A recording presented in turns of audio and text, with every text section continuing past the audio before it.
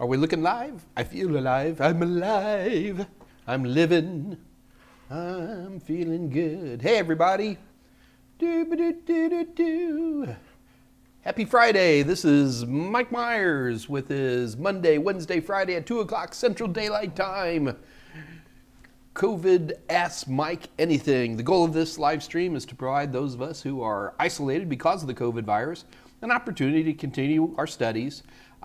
We're concentrating primarily on IT fundamentals, A+, Network Plus, and Security Plus, but we're always open to generic technical topics, and we can also go outside of that, just a matter of having the questions that you need answered, and that's what we're here for. So it literally is an Ask Me Anything. This goes on from 2 o'clock Central Daylight Time until 4 o'clock, or until the questions run out. And we've had a couple of them that were a little bit shorter, which is all good. I'm really here to answer questions for you. And do keep that in mind, folks. This is an AMA. You ask me questions, and then I answer them for you, right?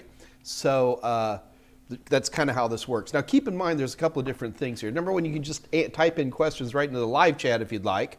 But if you'd like to, you can also contact me directly and just send things to my email there. That's michaelm@totalsem.com. Ooh, that would explain a little problem I was having a minute ago. I was checking the wrong emails. Anyway, that's also my office number. It's kind of hard to get a hold of me that way right now, but you can get a hold of me if you need a way to do it. But do be aware that that is an option for you as well. Anyway, sending me an email, or you can call me if it's hard. You're going to have a really good reason to call me. If you just want to talk, guys, I just don't have enough hours in the day. I hope you can understand that. If you're a gamer, I'm Senor Pepe, and always looking for that. And when in doubt, you can always just look up the word Desweds, and that will almost always give you some kind of connection to me. Also, keep in mind, just because you're kind enough to show up today, we have our usual great deals. This time it is, Scott, what is it? It is special deals for this week, 60% off Total Seminars, Total Sim Simulations, and Total Tester Practice Test. Code is MMLive Blue Skies at checkout. So you just go to www.totalsem.com, grab the stuff you want. We're already about the cheapest there is out there. And we've taken 60% off of that, so that's what $30 and some navel lint? I don't know, it's pretty cheap. Drinking my Slurm here, man. I am bound and determined to hit negative 40 by the end of September, so we'll see what we do. Now, I'm on a big weight loss kick if you guys don't know that. So, blah, blah. On the sad side, it looks like Her Royal Highness Wicket, the cutest Pomeranian, is still not coming. I thought for sure we'd see her today, but her owner's still a little under the weather. On the good side, Spewy's back. Kitty, kitty, kitty. Where are you, cat? Spewy is completely deaf, so calling for this cat is a complete waste of time. But Spewy is back, and I'm sure we'll have some Spewy sightings coming up sooner than later, so fingers crossed on that. All right, so, yeah, I'm actually excited. I haven't been able to wear this shirt for a couple of years. I'm fitting back into that. Yeah, I know I got a long way to go, kids, but we're getting there. We are getting there. All right, so let's go ahead and hit on some questions. Checkmate. Hey, Mike, I used your Security Plus and Udemy to study for the exam. I passed the exam an hour ago, and you're here talking with us. Well, first off, big round of applause to Checkmate. Well done. Good for you, man. Absolutely. So you gonna go get a job? I'll bet you're already working. Vance Moore. Vance Moore. Good afternoon, Mike. Good afternoon, Vance. Vance, Scott Jernigan says he knows you through the IT Fundamentals course, so welcome aboard. It's nice to have somebody in here older than me for a change. Although they're not that much. Alan Dugan. Simon Spink. Simon, you've been on here before, right? John Larson, there you are. John Larson, Kevin Carlson, who else is here? Ankit from India. Oh, God bless you guys from coming, staying up so late. I know it's a tough hour for you guys out there. Smiley is back. Morton is back. El Suter. I have a question. I'm not clear on how to use anti-static strap, and I was wanting a clear idea how to ground yourself. Okay, let's do that one real quick. So for an anti-static strap is, in its most simple version, is going to consist of a strap that goes around your wrist and an alligator clip that you clip onto the metal frame of the case itself that you're working on. Now, you can get them fancier than that, where you can actually get an anti-static mat, and then the mat has the thing that snaps into from your wrist into the mat, and then there's another piece that clips onto the mat that way. I've seen anti-static flooring, anti-static, all kinds of stuff. But CompTIA is not going to ask you anything more than the most simple kind of, and you just plug it into the case. Now, what's important here is that we want to get rid of static, right? So the official rule, CompTIA goes back and forth on this, and it's always tough to be sure what they want.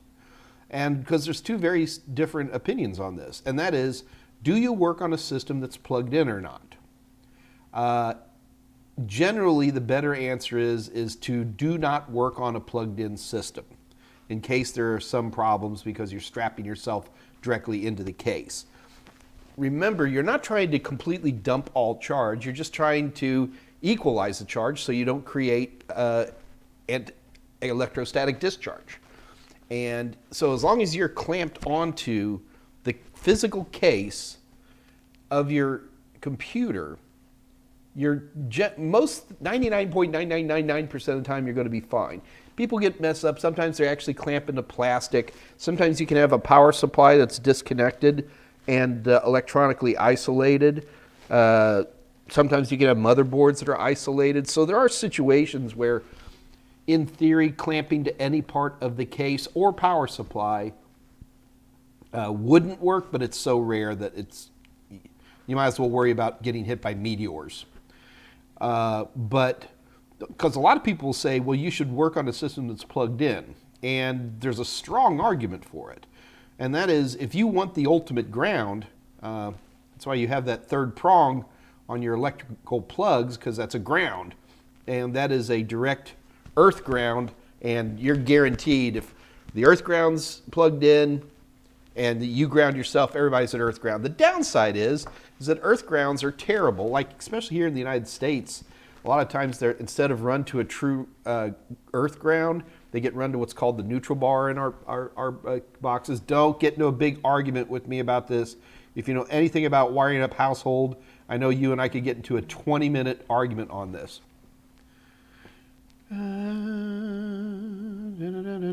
Scott's sending me information. The downside is that you're exposing yourself to 120 or 240 volt electricity, depending on where you are in the world. And that can be potentially very, very enlightening.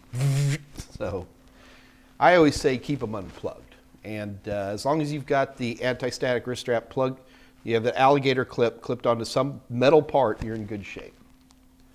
Is that going to work for you?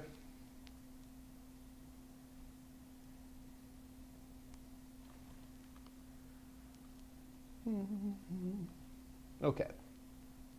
Dr. Quinn, Brandon B, Jacob Tabaris, Nikita K. Hey, Mike, at every question, what does CompTIA refer to under 1.1, plastics frames? Oh, that's what Scott was texting me about.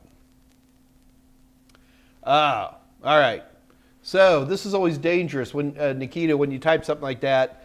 Thank God I got Scott Jernigan here because he's actually able to pull up that A+ objective, because I didn't even know if it was an A+ objective, right? Because we have so many different certs we go under, but he did find it. This is A+ objective. This is almost certainly 220-1001, objective 1.1. Given a scenario, install and configure laptop hardware and components, hardware device replacement, screen, DC jack, battery, touchpad, plastics, and frames.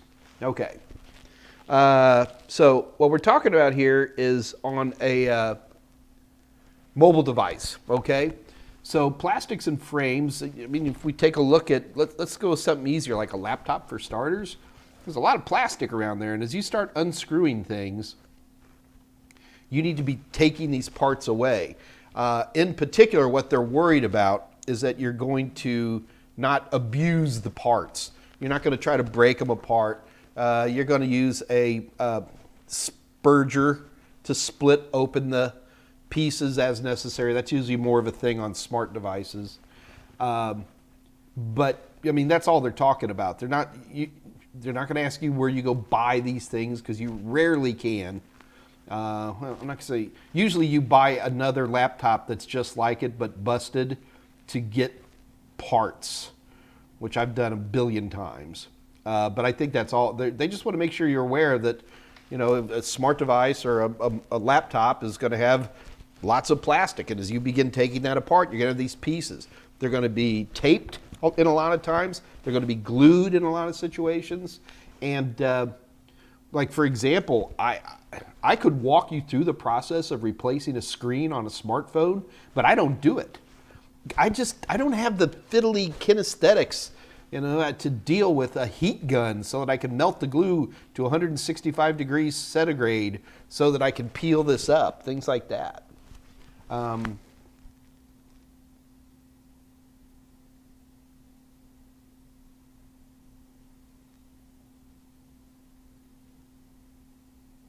So I believe that's what they referred to, Nikita. I hope that answers your question. Hey, John. Okay, we're going to get it this time. I emailed you a question with the following description on A+ lesson, Net Plus lesson 4. Is that Udemy lesson 4? I'm not sure. Okay. You are using gigabit Ethernet for the backbone of your LAN. Okay. Oh, I remember you, John. Hang on. Which of the following access methods does gigabit Ethernet use? Now, John, you're saying this book came from me? This question came from me?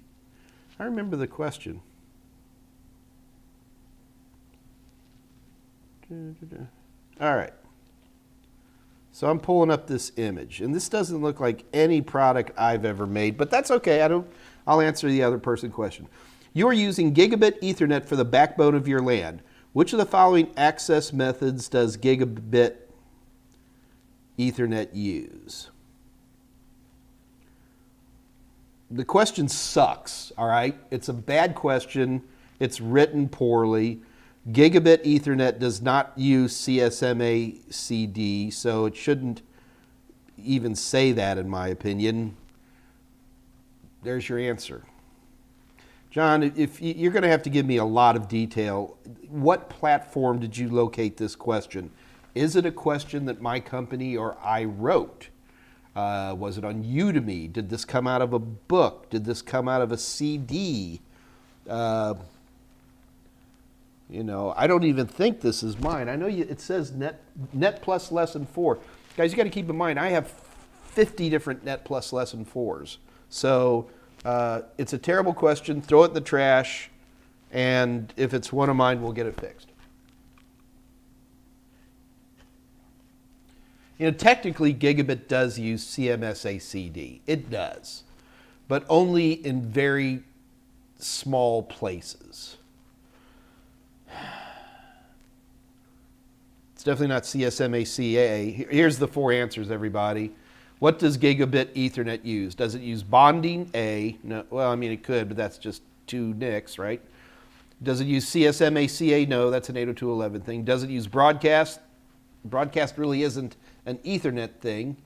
I guess it is, it is, right? It's all Ethernet broadcast. Or CSMA-CD. And John says that he felt the right answer was broadcast. And the right answer was CSMA-CD. And John is not a big fan of this one. And to be honest with you, I'm not a big fan of it either. So, John, you're going to have to tell me exactly where that question came from.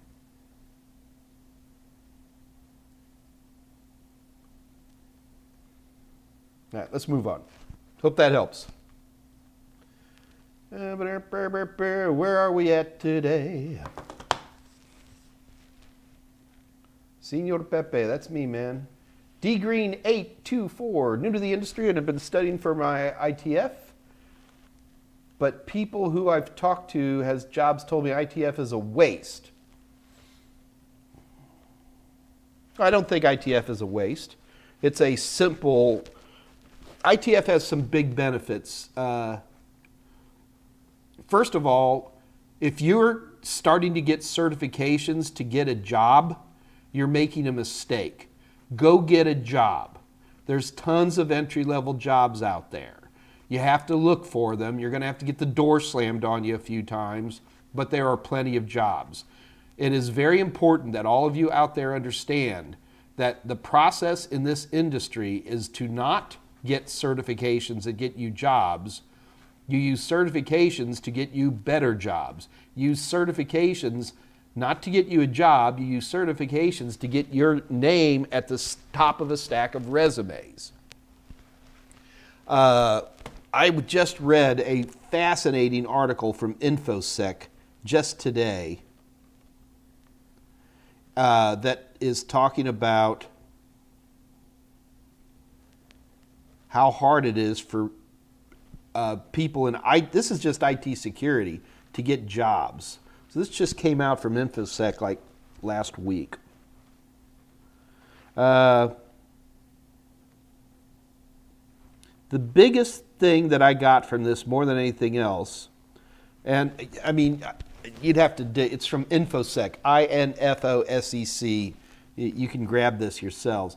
But one of the biggest things they were looking for, first of all IT security companies, from tiny companies to large companies, are having a lot of trouble hiring people. Certain things are kind of interesting.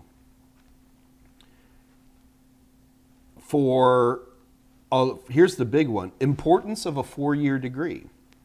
60% of these guys who are not successful filling all their roles said it is not important at all or semi-important. I know for a lot of you guys don't have a 4-year degree, that's a big deal. Importance of industry certifications.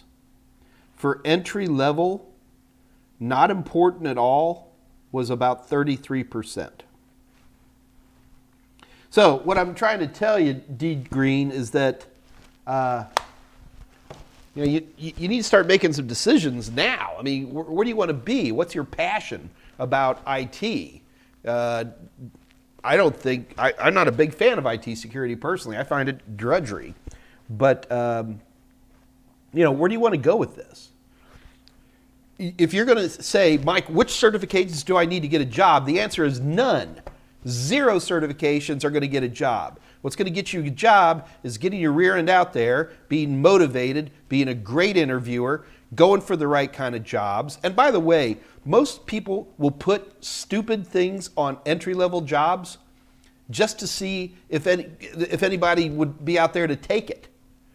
See where I'm coming from? They expect people, especially on entry-level jobs. It's an entry-level job. Got it? Anybody can apply for those jobs, and you'll get them. There was another big thing in here that talked about experience, and something like 60% of these companies, again, this is just IT security, 60% of these companies are saying, we're so desperate for people, we're hiring people without all the experience that we think they ought to have. Go get a job. So, to answer your question, is IT Fundamentals going to get you a job? It's not going to get you a job.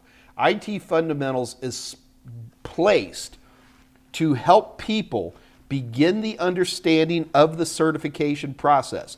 There are over 750 different IT certifications out there. We, as people in our technology, continually get certifications.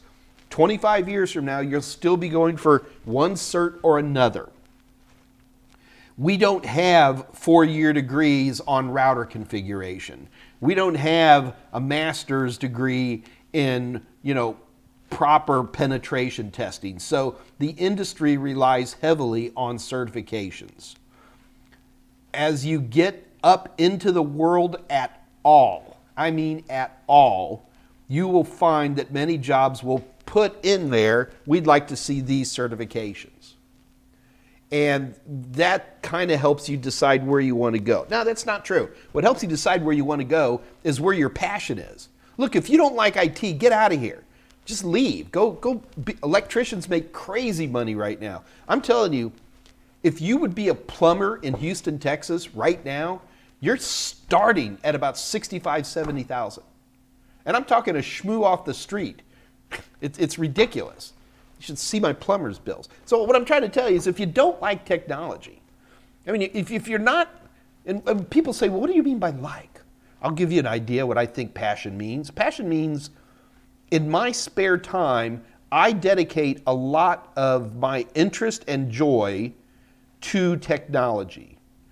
And not just gaming either. I mean, I'm playing with technology. What am I doing? Like today I've been working on syslog because I'm rusty at it.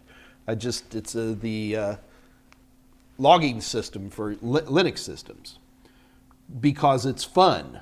I like it. My idea of if I go to Washington, D.C. on vacation, we're going to the Smithsonian and we're going to be looking at the computing technology because I love it. Got it?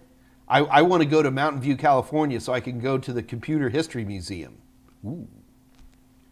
So that's what I mean by passion. And you got to have passion for this. Otherwise, please don't do it. If you think, oh, I can do this for the money, just stop. Okay, I'll get off my soapbox. I'm not even saying that's what you're saying, okay? I'm just saying is that you really got to think about where you want to be. So dgreen824, the other question I tell you is that you're always going to find people who slam certifications, okay? They're just notorious in our industry. Is this person just a peer? Have you done your own research? And honestly, of all the certifications Total Seminars teaches, Scott Jernigan is really the driving force on IT fundamentals. I see fundamentals as something that most people do in high school that gets them into the joy of certification because it's so dirt cheap. It's only like $40 or something like that. It's really inexpensive. Training materials are inexpensive. And it's a great first start. But I get frustrated when I hear people say, well, that certification is no good. First of all, when people tell me a certification is no good, I'm going to listen to those words. But the first thing I'm going to say, consider the source. Is this a highly successful person in IT who's doing what you want? Or is this some troll under a bridge someplace, you know? I'm sorry, but people who type at me on things like Reddit, sorry, Scott, are non-existent people. They can give me places to look for things, but, you know, I don't care when somebody says, well, someone says, who cares? You know, I mean, especially if it's social media, I've pretty much, I don't even touch it anymore. I still get on Reddit every now and then because, well, they have a subreddit called Idiots in Cars that I like a lot. But I know I probably gave you more answer than you wanted there, dgreen824, but I know it's going to be a slow day today, so. Oh, Jacob, Pepe the Frog. So I'm sorry, Jacob. I was Pepe long before any of this other alt-right stuff came out. You know what I mean? And man, you do not want to get me started on my attitude towards political correctness and all that stuff right now. I'm a libertarian. I believe in free speech. And free speech means letting somebody else say things you don't like. I know that's unpopular. I know what we're supposed to do is shut everybody up. Senor Pepe, I don't know, I've had that for 20 years. Jacob, Jet Plane J, let me write that down. I'm not gaming much right now. Scott Jernigan makes me work all the time. Jet Plane, where'd it go? Where'd it go? J-A-Y, there you are. I think I'm going to blow some dust off my Team Fortress 2. Always enjoyed that. Oh, you got my slurm? Good for you. Total Sim CEH practice exam help you pass. Brandon B, you passed certified ethical hacker last week? Really? Round of applause there to you, sir. Excellent, excellent. EW, looking for career advice. Kind of tinkerer, need to pivot from financial world, thinking IT data center. What certification should I go for? Okay, EW, typically everybody says, A plus, Net plus, and then Security plus, and then you spread out towards what you're interested in. If you're interested in data center, you'd probably be looking at Azure or the Microsoft or the AWS cloud certifications, which are both very cool. IT data. So, that would probably be a good place to start. But the more important question is, EW, the one way I've seen most people successfully get into IT is they take a skill they've already had and then they bring IT, but with that skill. So if you're in the financial world, is there, I don't want to ask questions. Let's just say you were a stockbroker. There's tons of companies out there that are looking for salespeople to help support stockbroker programs that they're trying to get out there, or because especially say you had a bunch of Series 7 certifications where you could actually test something like that. That means you're probably moving to New York City or New Jersey or something like that if you're in the States, maybe LA. But you always want to think about that. Don't throw away your previous career just because you want to get into IT. You have skills. Just take those same skills and then bring it in with an IT understanding. Does that make sense? Keep your eyes open for financial institutions that are looking for IT people. Network Mage. Oh. Hi, question. How do you segregate a backup so that a ransomware attack cannot touch the backup? Cloud and physical drives can be traced back to local network. What other options are there? I'm not actually familiar with this being an issue. Is this a thing that people are getting into their backup stuff?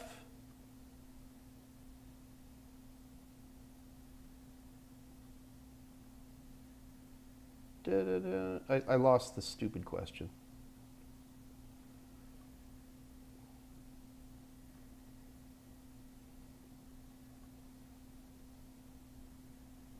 Sorry, I lost it.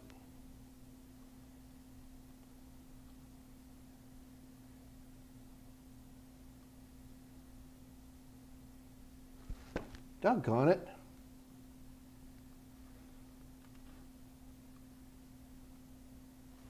I lost it.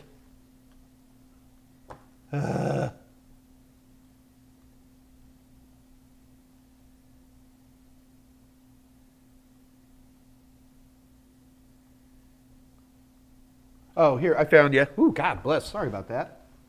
How do you segregate a backup so ransomware cannot touch the backup?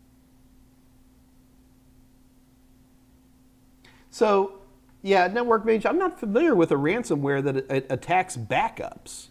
For example, let's just say I have a backup, I keep backups on my local drive here. I don't know that to be a problem. Are you just speculating? Does this sound like a scary thing that maybe you're thinking about? Because that can happen. Or is this something you've heard about that I haven't? I keep mine unplugged, but, is it, what is DAAS? Device as a service? Oh, desktop as a service. I forgot about that one, yeah. Question, is it possible to specialize in desktop as a service and get a job in that? I like it, yeah. Yes. God, who would I start with? Scott, super famous, thin client. Oh my gosh, can't believe I forgot their names. They're always looking for help. They'll work you like a dog.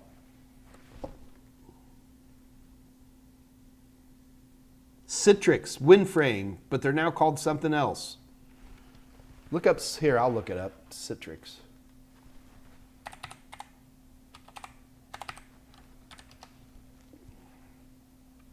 Oh, they're still Citrix.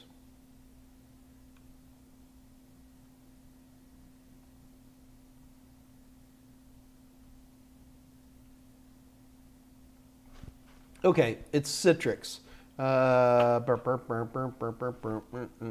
Yes, Citrix. We've got it. It's going to work. There you go. So Citrix. Check these guys out. They're always hiring one way or another. I'm sure they've got an HR department sitting right here someplace. I'll let you figure it out. Good guys, interesting product. And to me, they invented the concept of desktop as a service. There's lots of other places. You know, Microsoft has desktop as a service. How often have I seen C# in the professional workspace? 0. But you got to keep in mind, I don't deal with the guys who would be doing C#. Have I seen JavaScript? Have I seen Python? Yeah, those I've seen, but not C#. That would be a really pure code environment. Keep in mind, I don't work in code environments. I'm the nerd who basically fixes stuff and does basic security and, you know. Show 1. Hey, I passed my exam for A+. Thanks for your videos and practice questions. Thanks again. Big round of applause to Show 1 for passing. Well done.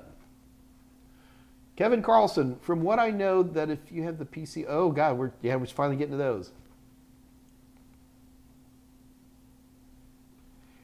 Yeah, Kevin, you're saying have the PC plugged in and the power switch on, and the power switch on the PSU turned off, leaves the ground connected, so any short gets down. Ah, God, Kevin, we've been fighting over this stupid question for over 20 years. And we just go back and forth. Right now, I'm pretty sure CompTIA says, keep it unplugged. So the questions that you'll see on the CompTIA exam that address this put more complexity into it that make the answer, in my opinion, easy. How's that? And Usha's a gal, too. We don't have nearly enough gals in tech. That makes me even happier. LBOE, there he is. EW, looking for career advice. Kind of a tick. Oh, we got this one. How did I? Oh, you just retyped it? Okay. Jacob, oh, look at a little humor. No, it's never going to end.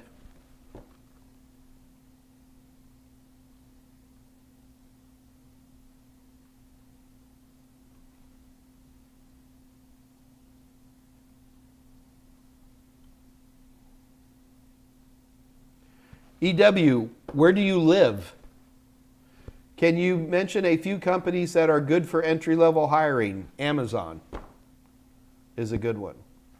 See, it doesn't work that way, EW. I don't know where you live. I don't know where your skill sets are. Does entry-level mean you know absolutely nothing? And maybe that's what you mean.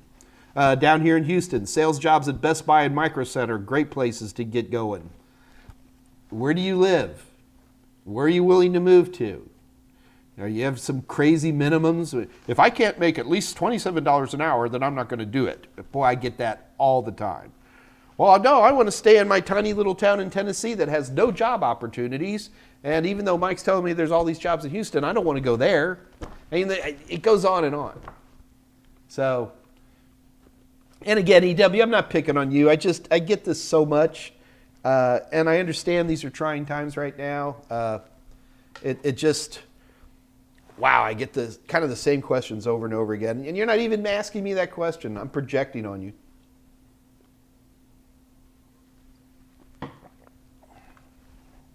Kevin Carlson, 2-year degrees, especially here in the States, are fine, well recognized. I've hired guys with 2-year degrees as for instructors and things like that. So it works.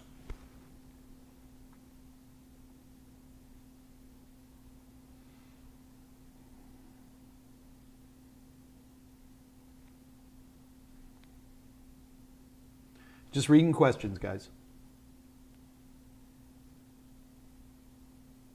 Nikita, so you're trying to get an IT. How do you prove to the recruiters? First of all, it's going to be an entry-level job. They're probably going to give you some kind of hands-on project as part of your interview. I mean, they want to see if you got some chops. Look, they're not expecting you to, reconfigure a router. It depends on what the job is, right? Heck, a lot of these entry-level projects are just to see if you're capable of speaking to human beings. Seriously, it's a big problem in our industry. So that's how they call it a technical interview. That's going to be part of the process.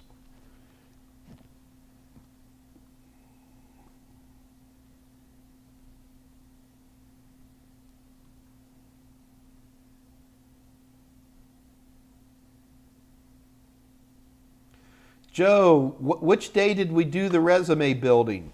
Scott Jernigan, did we write down which episode that we did the resumes on?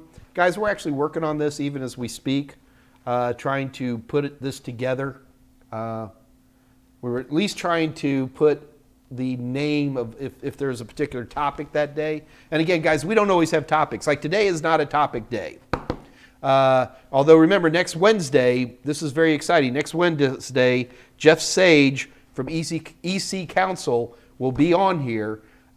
He's a bigwig over at EC Council. This is certified ethical hacker and certified ethical hacker master and all those different things. And yeah, he's going to push some products, which is fine. But we get to ask him some questions. He's also very good at asking the how do I get a job in security kind of things. So you really got to be here next Wednesday. I'm not sure what day of the week that is. Next Wednesday the 15th. You have no idea that for a little tiny live stream like this to get a guy like him, I'm happy. And be there. They'll have some answers for you.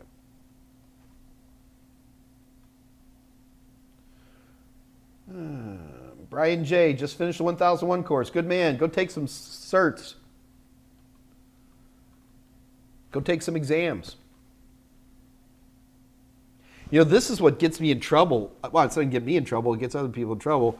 So, like, I'll get on LinkedIn. That's like the only social media I have left is LinkedIn.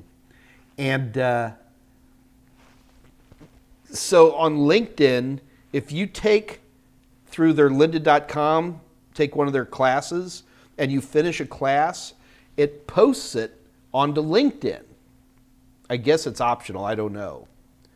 And I've had a large minority of people then go, oh, look, I have the A+ certification because it shows that I took the Mike Meyers course on Lynda or LinkedIn or whatever it is. Yeah, that's a tough one to explain to people. It's like, no. All you have is certification that it, okay. Oh, thank God, Scott got it. July 1st was the resumes. So, man, Scott, let's make a point to remember that. We can update the graphic. But, yeah, so go look at back at July 1st. And that is, we had a nice talk on resumes. What do resumes look for? Again, I'm not a resume expert. I've just hired a lot of people. I've looked at a lot of resumes. And I gave everybody my 5 cents worth, which I think is pretty good.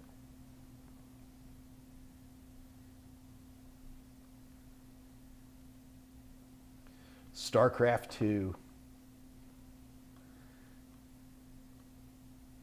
StarCraft. Zerg Rush. I haven't played StarCraft in 1 billion years. 1 billion years.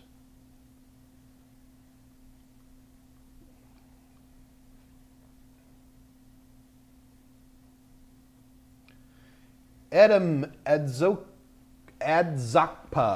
I spent 3 months on Corsa studying IT professional stuff. Immediately got a job at $60K a year.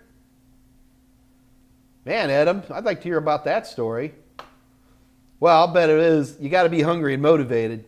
You'd be shocked how many times hunger and motivation just works. One of the best jobs I ever got was at an airport bar, just shaking this old guy's hand. working on double EEPROMs, programming, it's like first generation double EEPROM programming back in the 80s. It was cool. But well done, Edom. Edom, is it Edom or Edom? Edom? I'll get it right. Well, Greg Davis, you're finally here, young man. We've been having fun without you.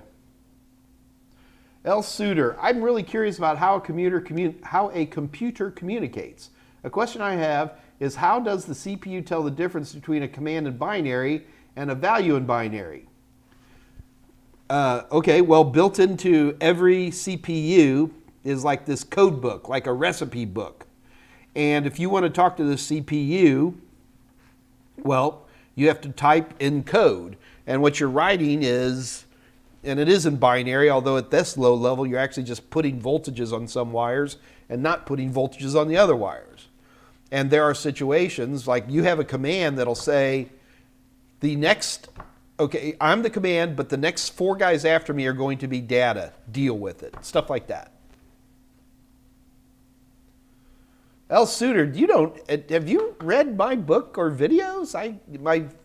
Probably one of my biggest claims to fame is my man in box analogy that I invented on Galveston Beach a gazillion years ago and stands the test of time. You should consider these fine products. And while you're considering those fine products, do keep in mind that for anybody who's showing up here today, we get 60% off of all of our practice questions and all of our simulations. Just go to www.total7.com and where'd it go? There it is. Go to our merchant area, pick up what you want, simulations and practice, and then when you're ready for checkout, type in the code MMLive Blue Skies, and you get 60% off. Craziness. Craziness, I say.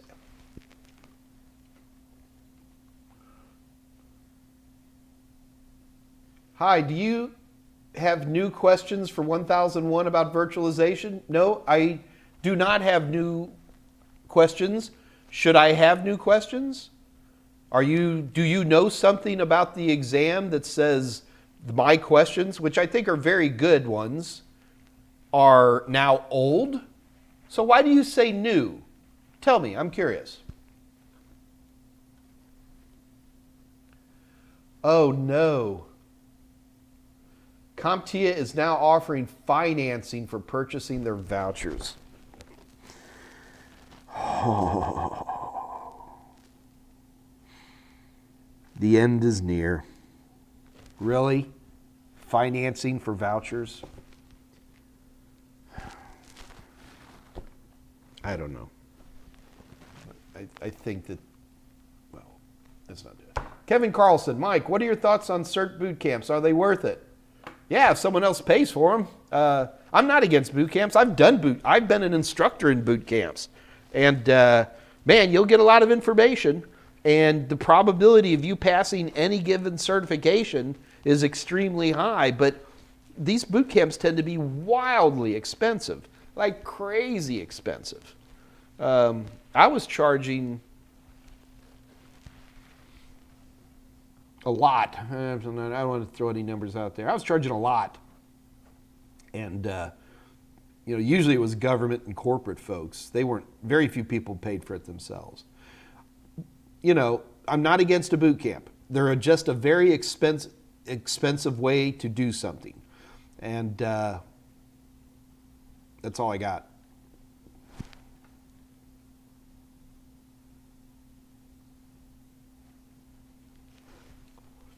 CompTIA is now offering financing for their voucher. Scott, we got to look into this, man. Please tell me they don't charge interest. You know what? Scott, I'll let you look it up. That's terrifying. Yeah. Those prices are not surprising to me. 5,000, 10,000. I think that's the price. John Larson, I thought DAAS was data as a service. Not to me. It's desktop as a service, but could be data as a service too.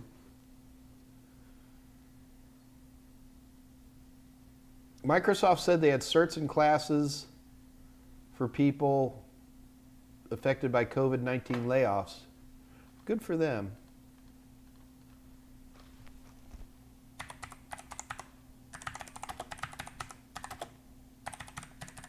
I'm looking it up. Oh, here it is. This is from not even 2 weeks ago. Microsoft launches initiative. Here, let me pull it up so you guys can look at it with me. Microsoft launches initiative to help 25 million people worldwide.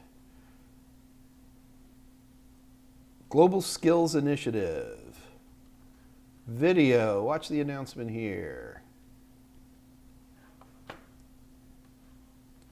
So the name of this video, guys, is called, here, this is what you're going to want to know. Scott, or you know what, I can put this up here. Hang on a minute. This is a YouTube video, and I'm going to put into the live stream here.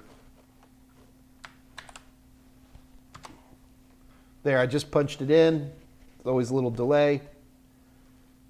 Now stay with me here, don't leave, but that's going to be the link to it.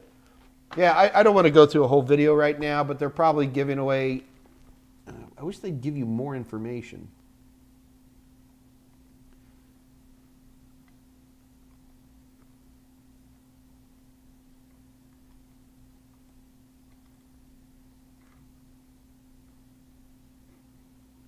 I can't find it. All right, but anyway, thanks for the lead. Let's take a look, man, see what Microsoft's giving away.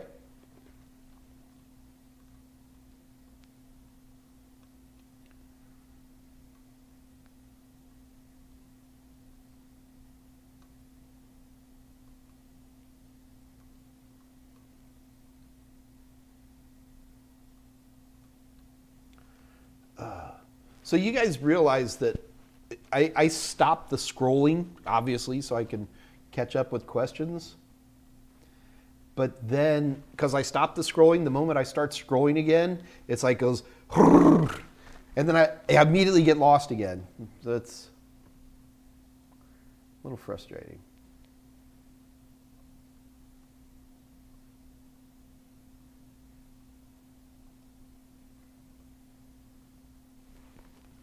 So Andrew, thanks for that information about Microsoft. I'll look into it.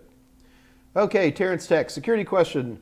Can you explain the different EAP protocols? Sure. The thing you got to remember about EAP, Extensible Authentication Protocol, is that there's a lot of different ways to authenticate stuff, right? You can use a username and password. You could use certificates. You can use a server-side certificate. You can use both sides. There's different ways to encode all this stuff. There, you can have a challenge response. So the bottom line was, when they were trying to come up with a way, and this is really more for 802.11 than anything else, although EAP works in other places. So the moment you go and you start moving up to enterprise-level authentication, when you stop doing WPA2, personal shared key, and start doing some form of enterprise authentication with a Radius server, then that authentication, Radius simply just defines where the server is and all that kind of stuff. But the actual speakity that's going on is defined through EAP.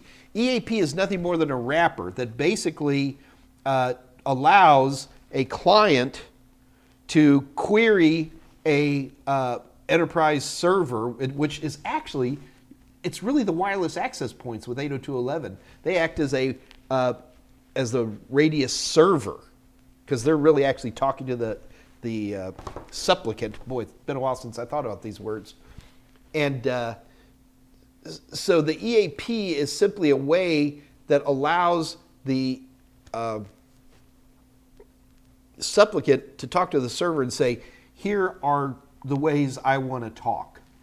If you guys were here a few days ago when we were doing the TLS handshake, there is some similarity to that and the way the cipher suite is passed back and forth. Anyway, bottom line is it allows the people who are setting up this stuff, what if they don't want to use a username and password? What if they want to use a smart card? What if they want to use certificates? What if they want to use certificates both on the client and server side? Yipe, but you can do that. The EAP is just a wrapper that kind of allows these two guys to talk to each other. So I don't remember which all the EAPs employ. I typed an EAP on my Bing search and got Employee Assistance Program. Oops. That's not what I want. EAP 802.11, that ought to get it. Extensible authentication protocol. Okay, there's a ton. I'm just pulling up the Wikipedia article, and there's not that many. They have a ton listed here. You don't want to go with that one. Okay, it's been a while since I've done this, so I got to make sure we get them all.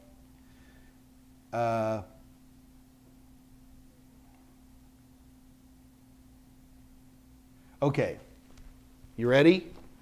There's EAP TLS. EAP TLS works pretty much identically to what we saw on Wednesday when we queried the web page. And remember that the web page has a certificate, but with EAP TLS, you ready? With EAP TLS, the wireless access point has a certificate. And that's just used to get the initial communication going. EAP TTLS, which is Tunnel Transport Layer Security, in that case, you have to create a certificate for every device, and I mean every device that wants to hook onto the wireless network. It's a horrible way to do wireless security, but I've actually seen it done in the real world, usually at a government location. They lose a phone and they lose a certificate, they go nuts. Which one else? EAP Fast is probably one of the more popular types of EAP because it's just a username and password, but it's done very, very quickly. EAP TLS, EAP Fast, EAP TTLS. That's probably it. Oh, and Leap. Forgot about that one. So Leap is another just username and password, but it's a super lightweight and not super secure form of EAP.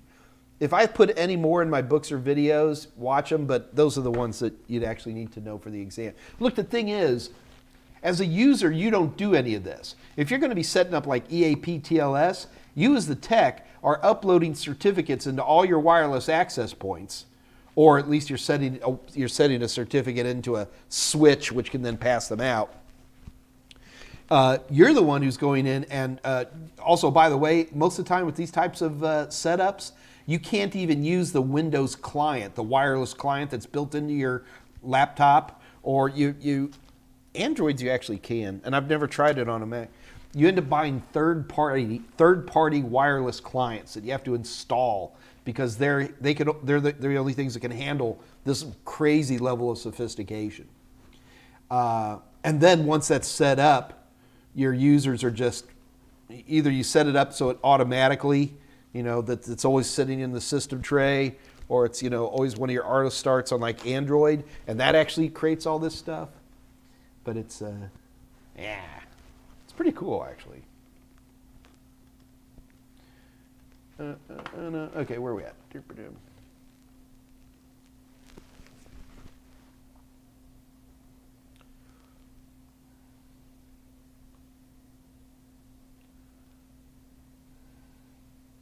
Daniel Wilson, I know clients see WAPs with the same SSID, password, and security as the same network. Seems like a security flaw.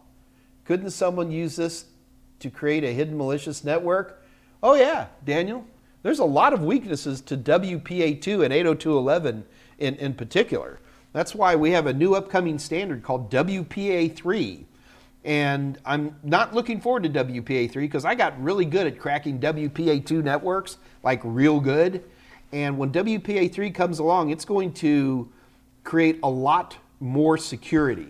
Now, is it going to stop me? Yeah, for a while until exploits are discovered. But Yeah, there's a lot of inherent insecurity to 802.11. A lot.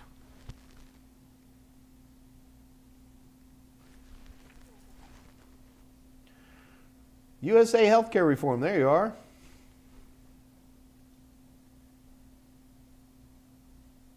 Oh, all the different folders in Linux. Well, first of all, keep in mind those folders change depending on distros. They're not exactly perfect. But there was a wonderful YouTube video I saw. Darn it. U.S. Healthcare Insurance Reform. That's a long name. Go on YouTube.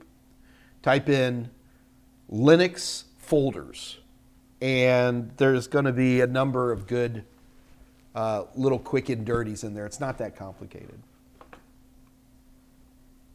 Oh, speaking of, Diego Medina, my good friend, I haven't seen him for a while. I hope he's still on. Sent me, somebody was hollering at me on Wednesday, you know, why don't you have tabular data for like all the ports we need to know?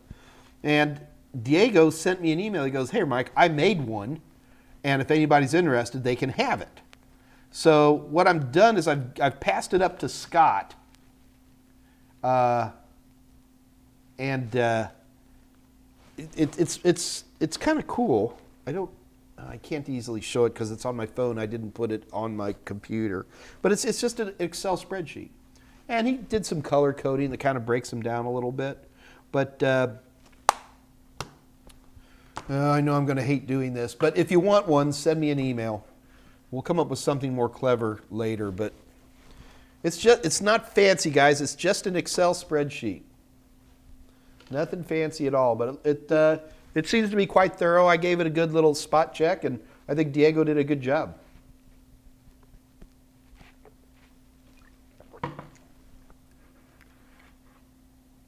Yeah, we're not that crowded today, so I won't get too slammed.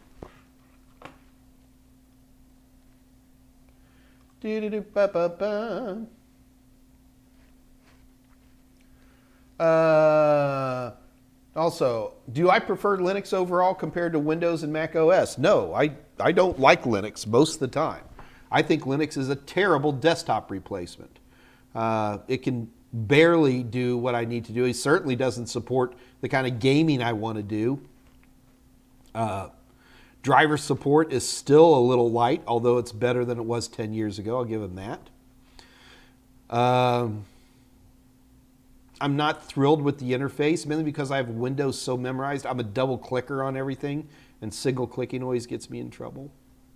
There's more applications on Windows and Mac that do what I want them to do.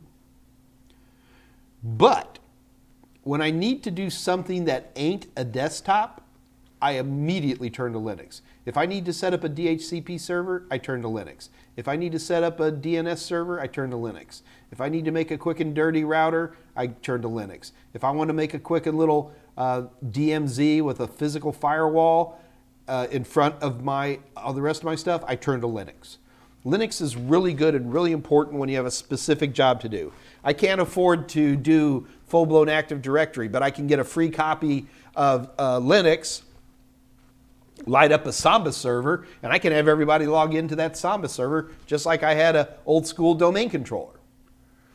That's where I turn to Linux. I need to set up a network attached storage. I'm going to turn to Linux. Home theater, I turn to Linux. Is anybody still doing home theater? I'm not doing it right now. I got a home theater system, but it's basically just a monitor. Boots up Windows. So that's my answer. Okay.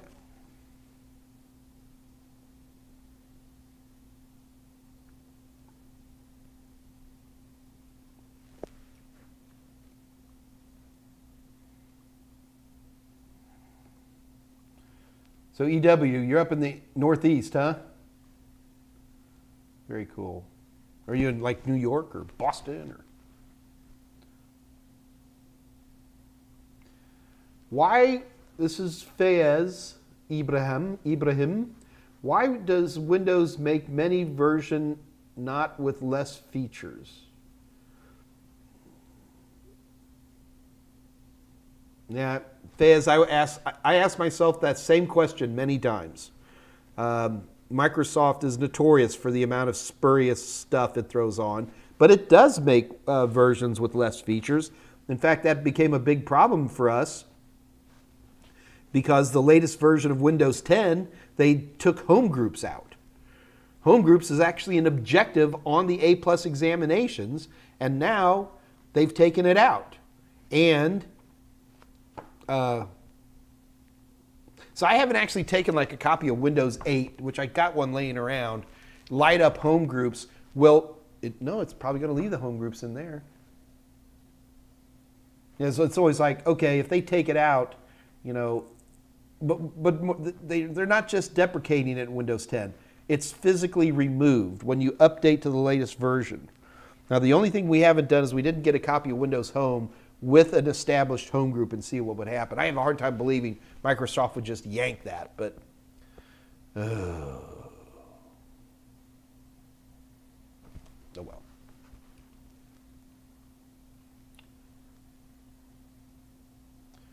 Terrence Tech, can you explain the different EAP protocols and how they work with WPA? I just did, all right? The problem is most of us, when we first play with WPA2, we don't have the sophisticated equipment necessary to get the rest of this going. In order to really enjoy a full-blown WPA2 enterprise configuration, you're going to need some fairly late gen like Cisco or Ubiquiti wireless access points that are really like 802.11x compliant. These little home ones, pretty much all they're going to be able to do is point to a radius box, which means that there is no EAP on them. Understand? So that's where the challenge comes into play. So, I mean, I can give you like a little bit of an understanding. I don't know WPA3 enough. I haven't really touched any WPA3 stuff. So that's not going to be on the exam anyway.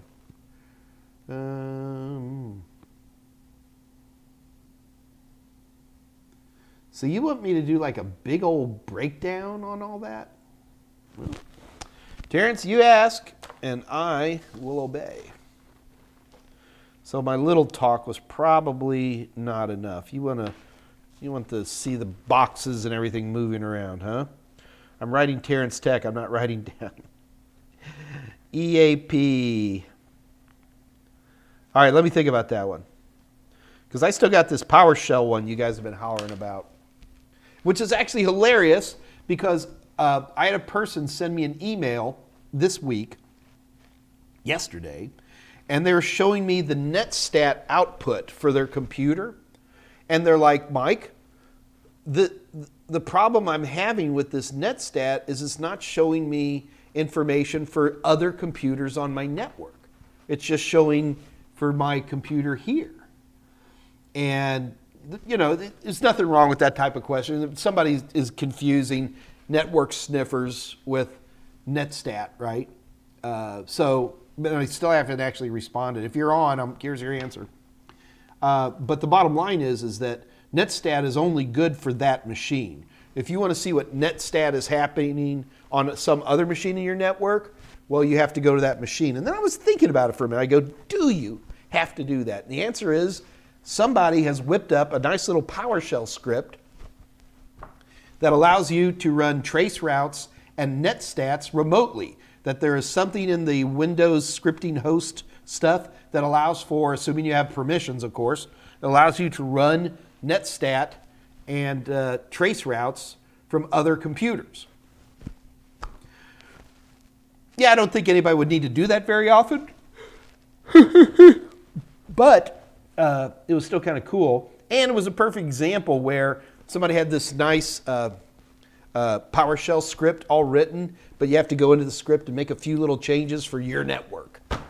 And I stumbled into this fairly late. I didn't get a chance to look at it. I remember this stuff. I mean, look at my piece of paper here. These are my notes. Because none of my employees love me enough to get me a proper pad of paper. Grant saying, no questions. How am I doing today? I'm doing great. Life's good.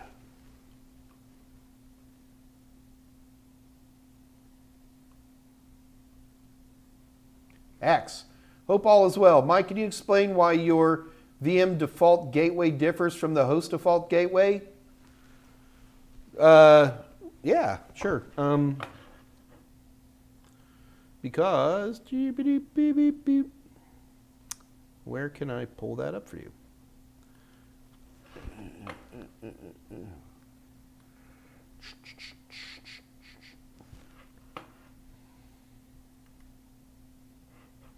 All right.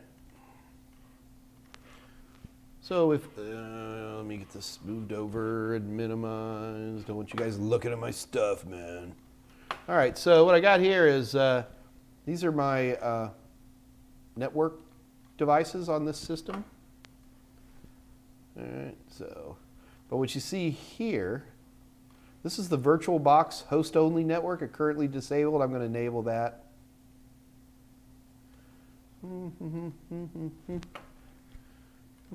Does it show up here? Yeah. Okay, so you can see that by default, VirtualBox takes this virtual NIC and gives it this address.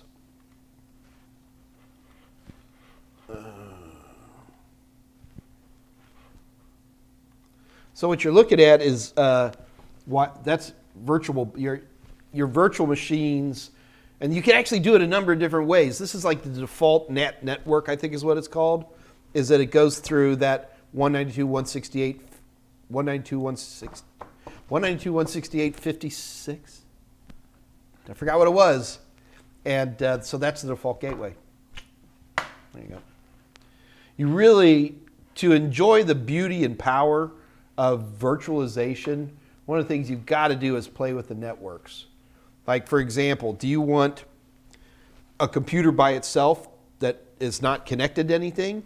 Do you want 2 computers or 3 computers that they're in their own network, not connected to anything? Do you want 3 computers that have their own DHCP server passing out their own whatever it is, and then which is actually connected via bridge to the network? Do you want a straight bridge? You can make a virtual machine that looks, act, bark, smells, tastes like another computer on your network. It uses your network card as just a bridge, and he pulls from the same DHCP server you do and all of that. Get the idea? So you can actually play with these things and do different stuff depending on what you need.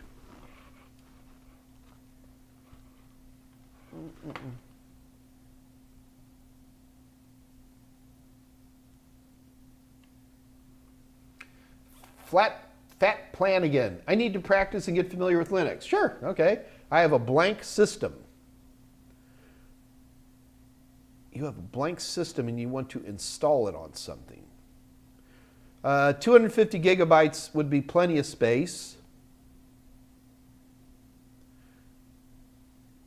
Okay, so most people, I teach them to run Linux in a virtual machine, mainly because for A+, Net+, and Security Plus, you need to be comfortable with virtual machines anyway.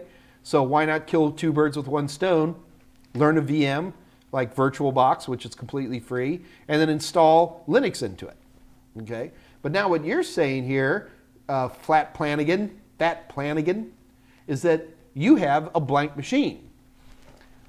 If it's spare and it's blank, go ahead and install Linux on it old school. Why not? It'd be fun. Play with it. Enjoy. And I wouldn't use VMware is expensive. The product I'd recommend is called VirtualBox. It's made by Oracle, and it's completely free. And it doesn't have a lot of the superpowers of VMware, but it has plenty for most people's virtual machine needs.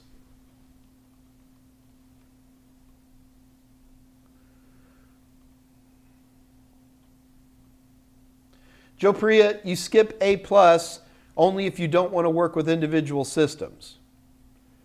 Now, I mean, if you want to go right into networking, if that's where your dream is, then I would say you do not need A+. But I hate it when people skip Net+. Network Plus is one of the most important certifications you'll never need. It's such a great learning certification. It's powerful. So because once you go through Net+, you're probably going to start looking at other people like Cisco certifications and Microsoft certifications. And when you learn certifications their way, you learn it their way. You'll never get a chance to learn about DNS and DHCP without weirdness to it. You'll never have an opportunity to talk about VLAN or VPN without weirdness attached to it. Because these guys all have their own little proprietary-ish kind of things. That's why I love NetPlus so much.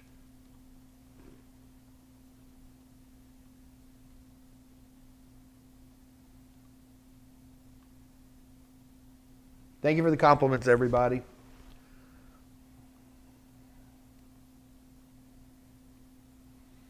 Geez, Eric.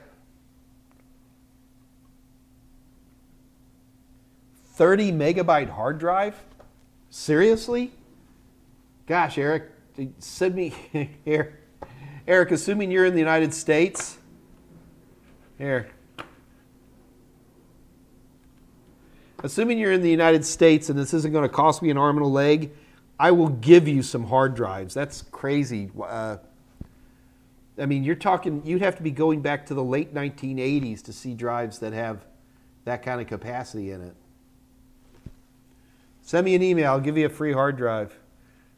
You're going to have to tell me what you got in there. I mean, you know, assuming it's an old IDE drive or something like that.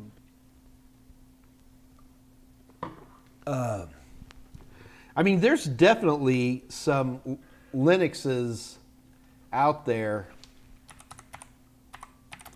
Small footprint is the magic word.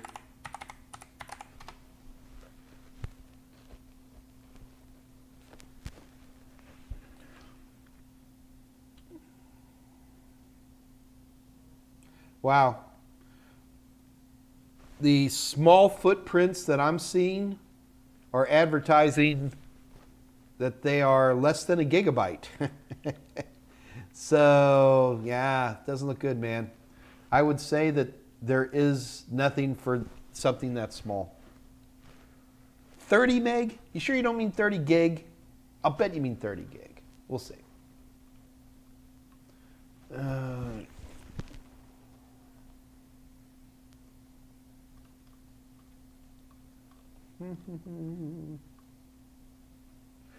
Aaron Humphreys, what are my thoughts on internships? I think internships are great. Aaron, we do them at Total Seminars sometimes, although I will pay people something. I may not pay them a lot, but I'll pay them a little something. I think they're great, and if you've learned a lot, that's fantastic. Can you afford to do an unpaid internship is my question. And does that particular internship provide something that an entry-level job wouldn't provide? So those are the big questions. I'm not against internships at all, but I want to make sure that there's something about that internship, in particular if it's unpaid, that gives you some kind of leg up that makes it worth it. Anything's going to give you experience.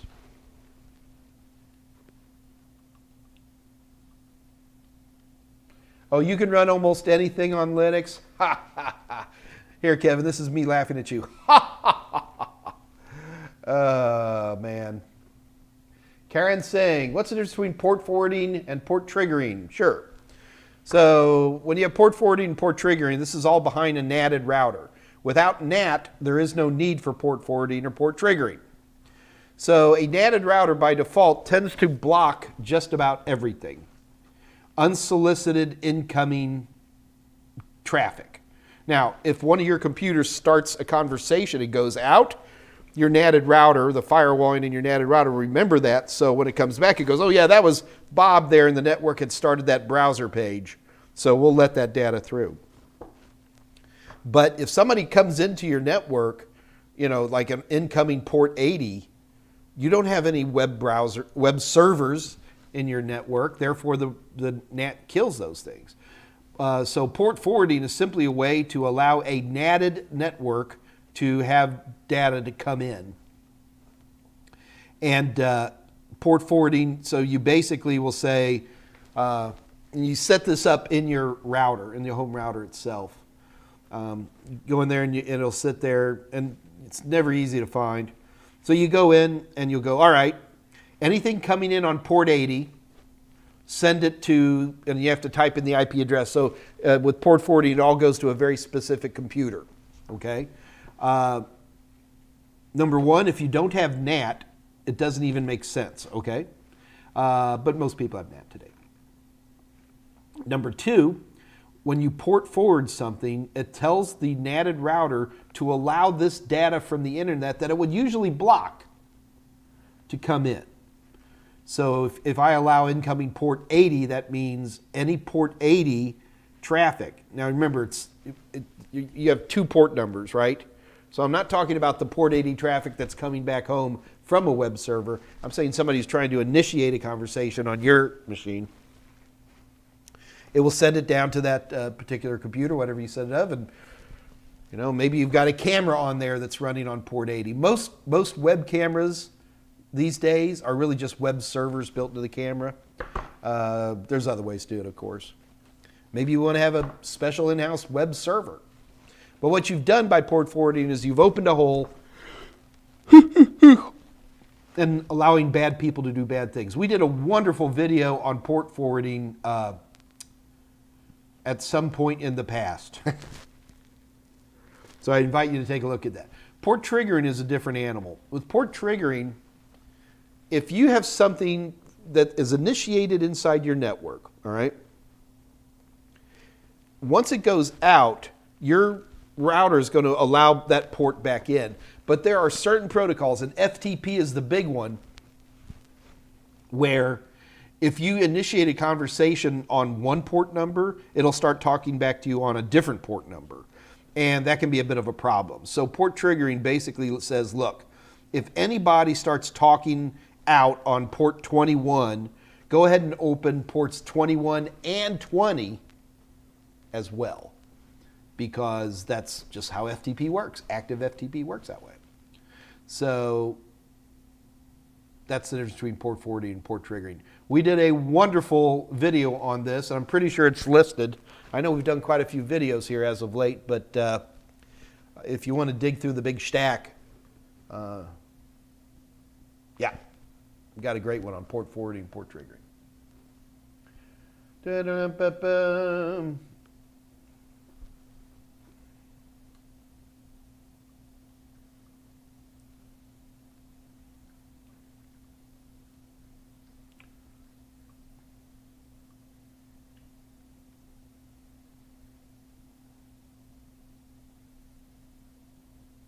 Armando Perez, Dorian.slash. Is that really her name, or is?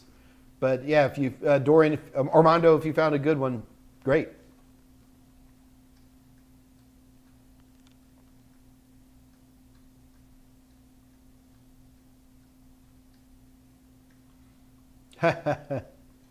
Daniels, how do I finally get my SP to get fiber to my neighborhood?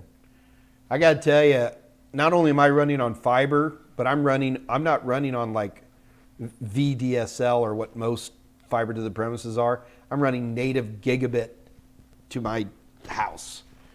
So both sides of my router is gigabit. It's RJ45s on one side and MTRJ connectors on the other, but it's pure gigabit. Yeah. Ain't no doses here, baby. It's pure Ethernet. Yeah, Terrence, I'll try to do that. Am I going to do certificates next week? Oh, yeah. We had a good start on it, though, didn't we, Andy? I'll tell you what. I will do. You guys ready? Okay, here's the official statement, Scott. Make sure Michael Smyer knows this. Monday, we will dismantle some certificates, all right? So for Monday, I'm going to assume that you guys will remember what we talked about in terms of encryption and already symmetric versus asymmetric and all that stuff. And then, God bless it, what did we do? Yeah, asymmetric. And then also, hopefully you guys remember what we did with Wireshark on Wednesday. And then we're going to put all this together and we're going to have fun with certificates. So I'm going to concentrate almost exclusively on just web certificates. I don't want to deal with email certificates or DNS certificates or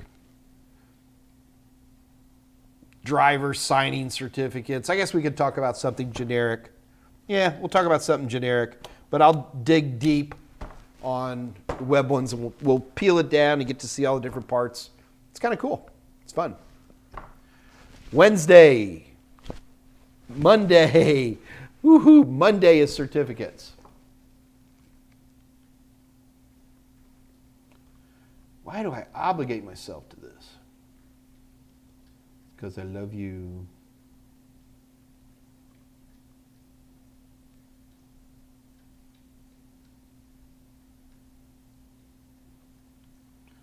It looks like you guys, when I see @ signs and they're going to other people, I don't even bother reading them. I'm assuming they're not for me. John Larson, VMware Workstation Player is a free download. That's true, but it won't let you make virtual machines. So that would be a problem. It'll let you play existing virtual machines.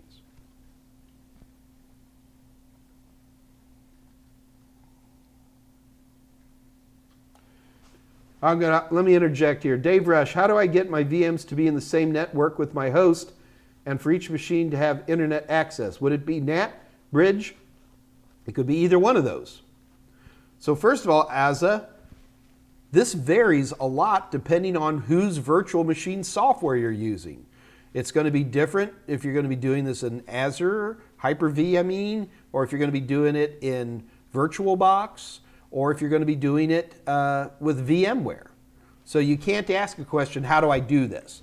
You would have to say, I am using this, please help. But in general, I mean, they have the same feature sets. You can have it, you can set it up so that each one of your virtual machines is got a direct bridged connection. So everybody's on the same network as all your real computers. You can put all of your virtualized machines into their own little NATed network. So you have like a virtual router that goes between your virtual guys, and they would all have internet connection because they're all going through, it's just one more router downstream. So they would all have interconnection like that. So you could do either one of those ways. Which one would you like to do? Or why don't you try both? Or more. COVID virus. But more importantly, what you ought to do is use what I've just said as an opportunity for you to experiment. Try it. So I'm not going to say it's hard. It could be a little persnickety with these different types of hypervisors out there, but this might be an opportunity for you to poke around. The idea with IT repairs of any form is that we never learn how to do it for every possible way. We just know that we can do it, and how do we figure it out on this thing? Remember, even you could turn on the windshield wipers on my Mercedes-Benz 280 SLK, right? Not because you've had Mercedes-Benz 280 SLK training, but more importantly, you've turned on windshield wipers enough that you have a basic understanding of where to look and how it ought to work. I'll bet you could even get the intermittents working and make it squirt water, right? So my challenge to you, Asa, is take what we just said, using whatever hypervisor you've got, set up some virtual machines, and play with the networking. Have fun. It's actually quite interesting.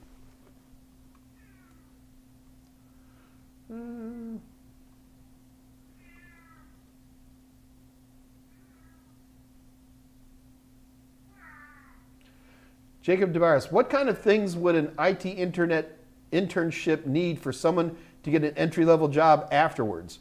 Well, first of all, most of the people I hire on as interns is with the anticipation that they will be hired.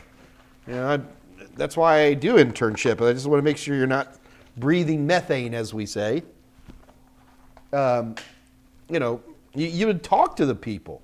When you hear about this internship, you're going to make some phone calls, voice phone calls, and you're going to talk to me. You go, I understand this is a free internship. What does this internship bring to the table for me?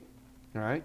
Now, some internships are super famous. Like if you want to be a senatorial page in Washington, D.C., well, people have known a long time why those unpaid internships work, because you get to literally work for U.S. senators, right? But you should ask.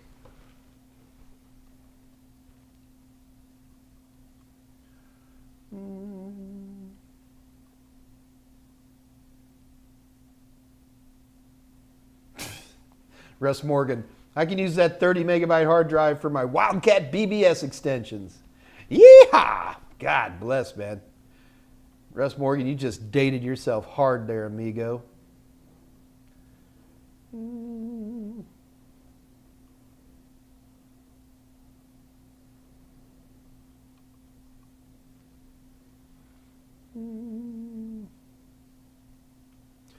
Yeah, port forwarding and port triggering I did on May 4th. God, we've been doing it now for 2 months?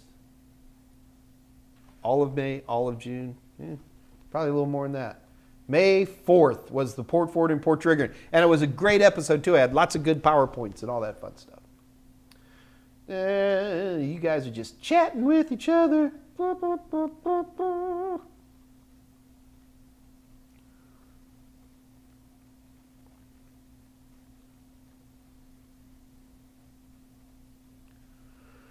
Kevin Carlson, Mike, can you do an intro to Azure? Oh, is the cat showing up? Kitty!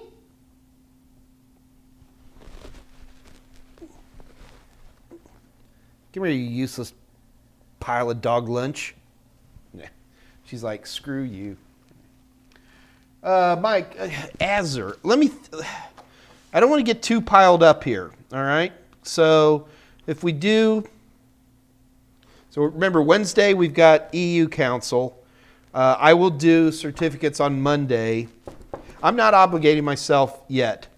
I've been wanting to get into Azure. I have not done it, like in ages. Not like since they first opened up. So I'm interested. I'm curious why you want to do Azure. Actually, Kevin, have you seen Amazon, AWS? Might be the other question.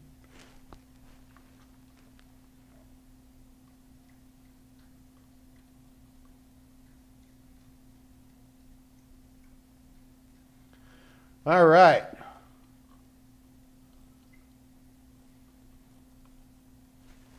All right, looks like we've kind of hit the end of the questions, so let's do a giveaway. All right, guys, do you want me to give away what?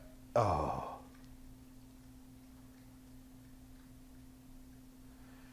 Really, Scott? You want to do this to me? What's the difference between a salt, a nonce, and I guess you mean initialization vector? All right. All right, Scott Jernigan. Actually, it's not that hard. Okay. So let's put nonce to the side because we could almost use nonce in both cases here. Okay, you guys ready? What is a salt? A salt is something that we add to a password before it's encrypted to add complexity to the password. It is a standard way to make passwords harder to crack. So when we hash the password, so if my password is password123, then I can add a salt to the end, which is, Timmy is great. And then that's hashed. Get the idea? And then that way, when someone enters a password, we put the salt on the end, and then we hash it. And if it comes out with the same hash, then we have the correct password. So in the old days, we would just use the same salt over and over again. And here we're just talking about storing passwords on a hard drive for an operating system. But what we can do instead is we can use key stretching protocols that instead of just adding a salt to it, they can put different salts on each one of these and remember it in a special way. And not only that, it will run through multiple hash iterations and things like that. So while we're doing this is like bcrypt, which is one of the popular key stretchers. Bcrypt, as part of the calculation process, creates what's called a nonce. A nonce is simply a piece of data that is spun up relatively arbitrarily to be used once and not to be used again. Another place where we see that term nonce comes into play is when we use like streaming protocols. So a streaming protocol, you remember we talked about protocols before. We talked about block protocols like AES and DES. these protocols are great. The problem with those protocols is that they have to work on blocks of data. And sometimes data just doesn't travel nicely in blocks. Probably one of the best examples of this is wireless networking. So for years we had a very simple but wonderful type of encryption called RC4. And RC4 would use, it would basically encrypt 1 bit at a time. Now you'd sit there and go, how can you encrypt a 1 or a 0? Well, block encryption does the same thing, it just does it 64 bits at a time, right? Or 128 bits. So the problem is how do you get it started, right? How do you encrypt that first one? So what they do instead is they create what's called an initialization vector, or an IV.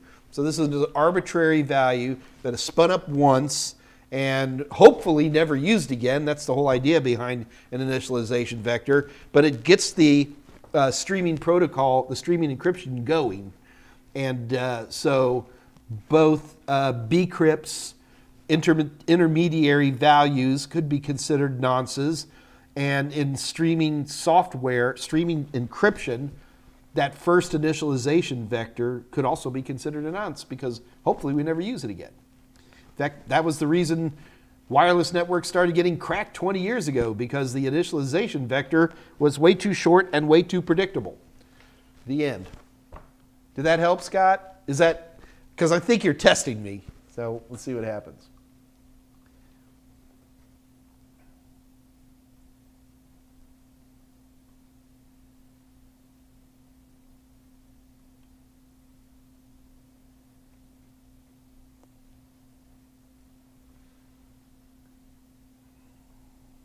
Somali, what is a rainbow table? Well, actually, that's a good question because that has to do very much with passwords. When we talk about cracking passwords, the main way we crack passwords is we grab the hashes, whether they're salted or key stretched or whatever. We grab those hash files. And if I want to crack all the users on a system, I'm going to try to get to the system, and then I'm going to scoop up or pull out of the registry if it's Windows, this special storage of all the hash files with all the usernames on that computer, okay? So I'm going to grab that, because the one way you're never going to crack a username and a password on a Windows computer is just trying to type in different things. Windows computers, after 6 attempts, will stall, and after, depending on how it's set up, certain number of attempts, it will lock out the account. So as a bad guy, what I want to do is grab these hash files, because that's how passwords are stored, folks. Nobody leaves a password. Nobody even encrypts a password. They just hash them. And then they lay it on the hard drive, okay? So rainbow tables are huge lists of, like one rainbow table would be, I want to make sure I'm saying this the right way. A rainbow table is a bunch of pre-made hashes. That's all it is for a lot of passwords. So if you look at a hash, like a SHA-256 hash, SHA-256, 2 to the 256 power permutations. That's more molecules than there are on Earth. But human beings don't make random passwords. All human beings make passwords based on some kind of human name and invariably an exclamation point or a number sign. It's capitalized at the beginning, and they put a couple numbers on the end or a couple numbers in the front. Does that sound familiar to you? Well, the people who pre-make these huge lists of pre-calculated hashes, now it's still huge, it's terabytes big, okay? But, you know, it's a few million, because 15% of all passwords statistically fit within these criteria, easily. So a rainbow table is nothing more than a huge database of hashes with the associated password. That's it. So if I can scoop up your hard drive and I can grab the hashes one at a time, I will run them through a rainbow table and I'll probably get your password.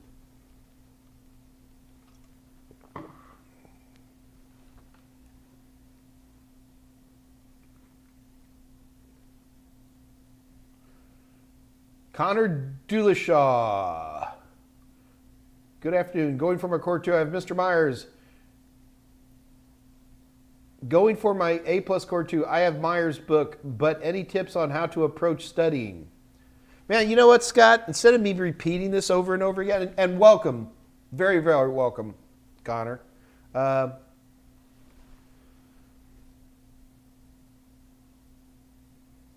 mean, you don't want to be holding off. This is the time to study, right? You binged my videos at 2 times speed. Here, Kevin, just for you. That would drive me crazy. I think the important thing to do is Connor, have you set a time in the future when you're going to take the test? Do you have a test date scheduled? Did you put your money down? That's usually the first thing you do. Because if you don't put your money down, you're not going to be in a panic to, study for it, right? So that's one of the first things you do.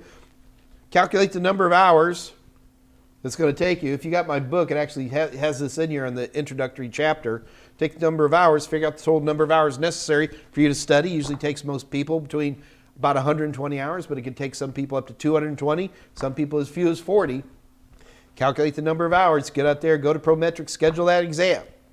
The other thing is the most important, you need a book, you need videos, and you need practice questions, all right? Can you do it with less? Sure, but do you want me to give you your highest probability of success?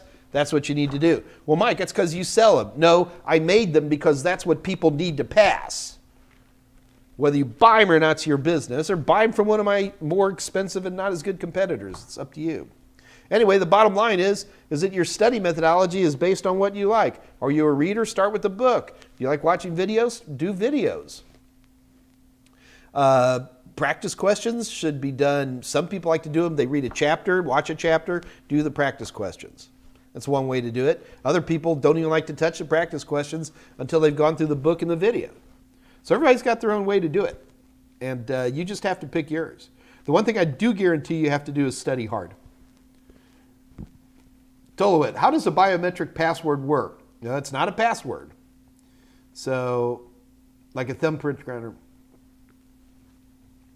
Okay, it's not a password for starters, right? All it's doing is it's taking a very detailed picture of your finger or whatever it might be, and it's enough detail that it would be very hard to copy, and it just stores that on your drive. So whenever you scan it, and it's not a hologram, but it's a, forget the name, because it's a partial image, and it will compare, because during the training it takes a really big picture. You've probably done that where you have to touch it a bunch of ways. So when you're actually testing, it just has to pick it up in any one way and hits enough points and it unlocks. That's it.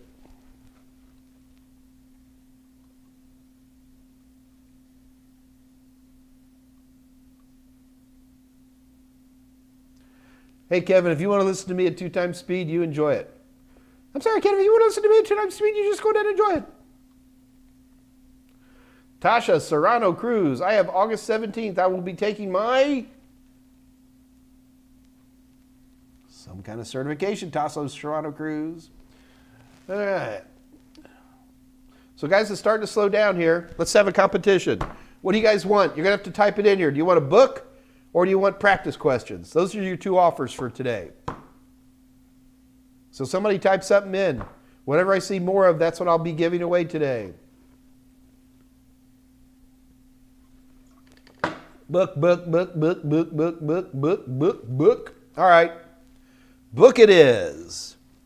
So I'll give you a choice between my A+, Net Plus, and Security Plus book. Well, if you win, you get to choose. Here's the thing I got to warn you guys. I know some of you people are far away.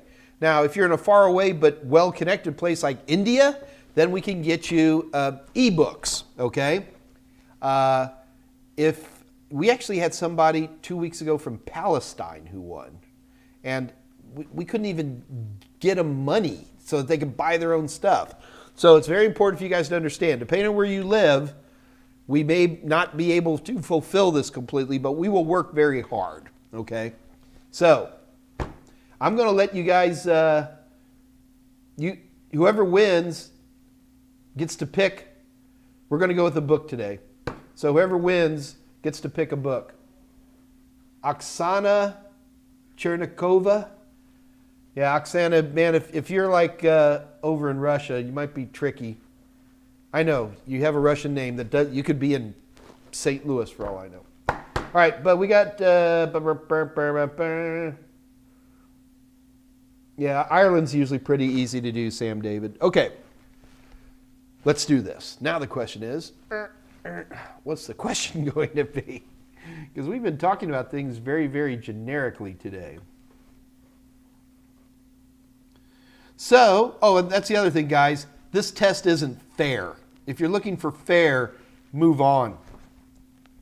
All right, so basically I'm going to ask a question, and whoever writes out the answer that I like the best wins.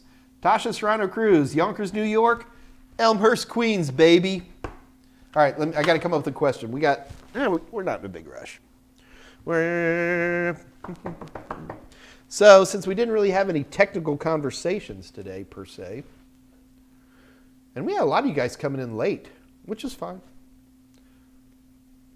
Got to come up with a question.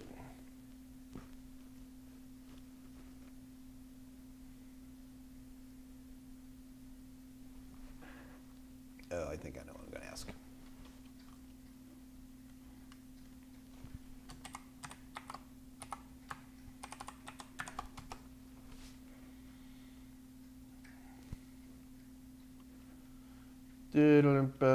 No, I don't want to ask that question.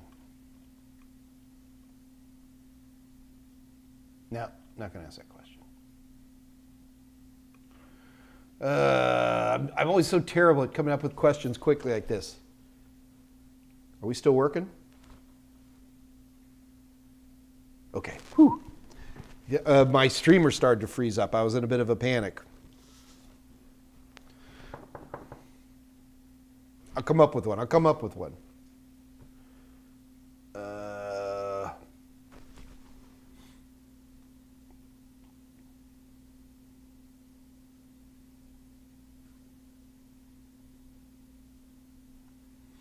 All right. Well, if I can't do anything based on what we're doing, then let's. Oh, there I see the cat in the camera. So let's do one based on how quickly you can do your research.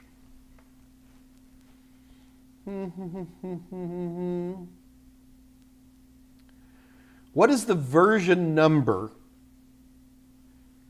of the current CompTIA Network Plus exam? What is the version number for the current CompTIA Network Plus exam? Shoot, I got to double check. Scott, do you know off the top of your head? I know you know. Scott always knows. Scott knows everything.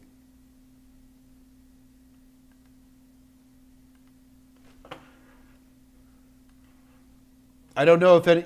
Oh, Connor nailed it. Okay, we have a winner. The winner is Connor Dulashaw with N10007. Oh, that was, you guys, you know what? Let's do it again. Let's have another, we're going to do one more competition and then I'm going to call it a day. You guys ready? Okay, so number one, Connor, in order for you to claim your prize, and Connor, please don't be in, Palestine or northern Syria or something like that. It's hard to get stuff out there. You just need to contact Kathy Y at totalsem.com. Scott will type her name in for you. Kathy Y at totalsem.com. And she will help you get a book. And if for some reason we can't get you a book, we'll get you an ebook. And if for some reason we can't get you an ebook, then we'll give you money or something. Let's do another competition. Oh. One more competition. This time we're going to do it for a book. Israel, any advice for a system administrator? Always remember this. Your users are idiots. Okay, what am I going to do for, let's make it technical this time.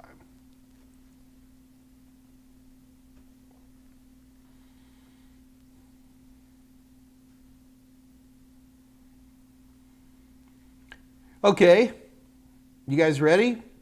This would be a Network Plus question. Well, it'd actually be harder than what I'm about to say. You guys ready? Here's the question. There is only one encryption and tunneling protocol that works at layer 3 of the OSI model. All other encryptions and tunneling protocols work at different layers of the OSI. This is the only one that's out there. What is it called? Give you a clue. It was designed to run, it was designed to be required with IPv6, but they never required that. Oh man, look at this.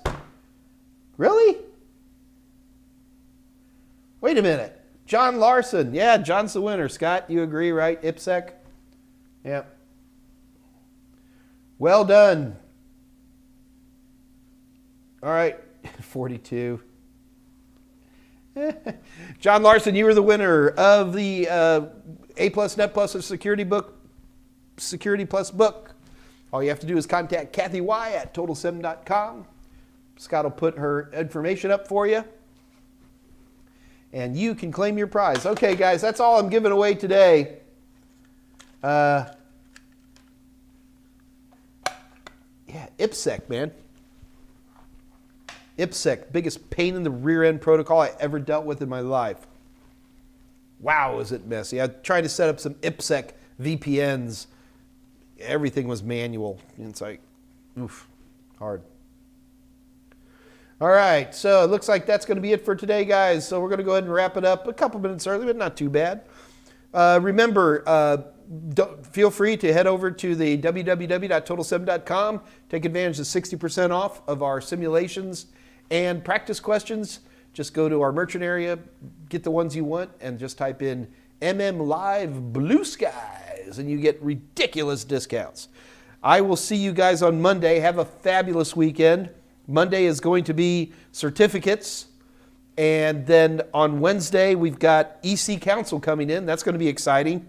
So there probably won't be a lot of time for questions, but we're going to let Jeff Sage run the stuff, and it should be very fun. And I need to think about either PowerShell or Azure or something like that, but I don't know what I'm going to be doing. Those are the only two things I'm going to be obligating myself. Okay, so I am out of here, folks. So you guys have a super duper weekend, and have fun, stay safe, don't let that COVID get you, and I will see you guys Monday at 2 o'clock Central Daylight Time. So until then, this is your little Uncle Mikey saying good night. Good night.